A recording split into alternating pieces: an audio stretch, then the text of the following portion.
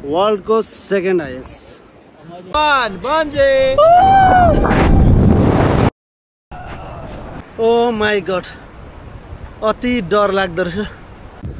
Hello everyone, दर्शन नमस्ते। कस्तो हुनुहुन्छ हजुरहरू? आशा गर्छु सन्चै हुनुहुन्छ होला र म पनि ठिकै नै छु। र आज चाहिँ म कुस्मामा चाहिँ म किन आएको भन्दाखेरि चाहिँ बन्जी जम्प गर्न। र यो चाहिँ मेरो पहिलो प्रयास हो बन्जी जम्प। र म मात्रै होइन, मेरो जिग्री दोस्त सुभाष खरेल पनि आएको छ। र ऊ चाहिँ उपर कोठाभित्र बन्जी हान्नेको रुमभित्र पुगिसकेको छ। म चाहिँ भर्खर आउँदैछु र अब हामी बन्जी हान्नेछौँ।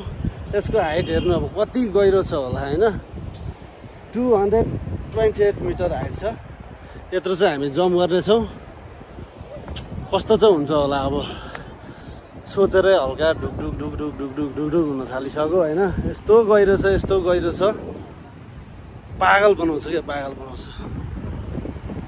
हेर्नु यस्तो यहाँदेखि नै कति गहिरो छ भन्ने कुरा। वा वाटर लभली भ्यूहरू पनि बबाल देखेको छ। र उपर पनि हिमाल देखिरहेको छ। यो चाहिँ कुन हुने हो त्यो चाहिँ थाहा भएन मलाई। यहाँ पर चाहिँ यसलाई के भन्छ, यसलाई जिप लाइन भन्छ कि यहाँ पनि जिप लाइन रहेछ। यसलाई पनि अब योपालि चाहिँ बन्जी मात्रै हान्ने, अर्को नेक्स्ट टाइम चाहिँ यो जिप लाइन पनि हान्नुपर्छ। जस रमाइलो रहेछ ठाउँ। तर हाइटदेखि चाहिँ डराउने मान्छेहरूले चाहिँ काम छैन यहाँ फेरि, किनकि बबाल गइरहेछ। बबाल बबाल बबाल बबाल बबाल हाइट छ एकदमै। डर चाहिँ हल्का लागेको छ। त्यस्तो डर चाहिँ मलाई नढाडिकन भन्नुपर्दा डर चाहिँ मलाई अहिले चाहिँ लागेको छैन। अब त्यहाँ गएर हानिसक्दाखेरि कस्तो हुन्छ त्यतिखेर थाहा हुने रहेछ। र म जाँदैछु। र यो पछाडि देख्दै गरेको चाहिँ हाम्रो बन्जी जम्पिङ रुम हो। यहाँनिर चाहिँ सबै हार्नेसहरूदेखि सेफ्टीहरू कुराहरू सबै सिकाइने छ। र जम्प चाहिँ हामीले त्यहाँबाट हान्नुपर्ने हुन्छ। र यसको हाइटहरू अब पागल, वर्ल्डको सेकेन्ड हाइएस्ट। वर्ल्डको सेकेन्ड हाइएस्ट भनेपछि बुझ्नु नि अब कतिसम्म गहिरो होला। ठिकै छ, रमाइलो हुनेछ। ल म पनि अब घर एकछिनमा हान्नेछु। Keep watching guys.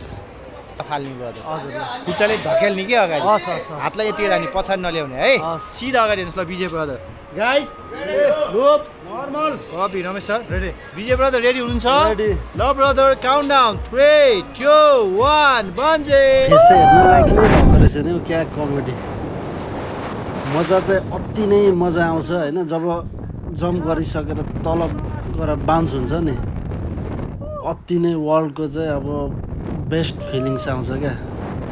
मजा पनि आउँछ, मजाको साथसाथै डर पनि हुन्छ। यो चाहिँ बवाल एक्सपिरियन्स नै हुन्छ। एकताल सबैले गर्नुपर्ने नै हो। ओ माई गड, अति डर लाग्दो रहेछ। अब सुभाषको पाली। Ramesh sir ready, brother ready हुनुहुन्छ? ल ब्रदर काउन्ट डाउन 3 2 1 बन्जी। साथी पनि एकताल हेड गरेर चाहिँ उसको पनि एकताल चाहिँ होसै उडेको थियो। एकताल म त सकेँ भनेर। तर जब 1 बाउन्स भएपछि चाहिँ अनि ऊ पनि चिच्याउन थाल्छ। लु सुन्नु है त।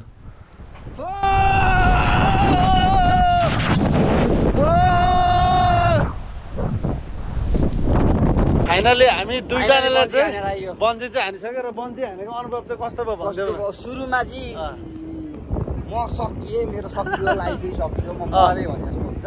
एकछिन पछिदेखि बबाल सेम मलाई पनि त्यस्तै भयो होइन। जस केटा तिमीहरू पनि जाऊ होइन, यता आऊ कुस्मामा बन्जी हान। डरका आगे जिते भन्छ नि, हो त्यही हुन्छ क्या कसम। सुरुमा हामीलाई त एकताल चाहिँ डर बबाल लाग्छ। र त्यस पछाडिको मजा त नि फेरि बबाल एक्सपिरियन्स हुन्छ। र सबैजना आउनै पर्यो एकताल लाइफमा बन्जी चाहिँ हान्नु। डर जति मान्छेले हुन्छ नि, मलाई हाइटदेखि एकदम डर थियो क्या। अहिले बसेर म तल हेरिदिरहेको छु, किनकि मैले बन्जी हानिसकेँ। मलाई हाइटसँग किन डर, मैले यहाँबाट हाम्फालिसकेँ। त्यस्तो हुँदो रहेछ क्या। वाचिङ गाइस, आजको भ्लग चाहिँ यति नै होइन सुभाष। ल बाई।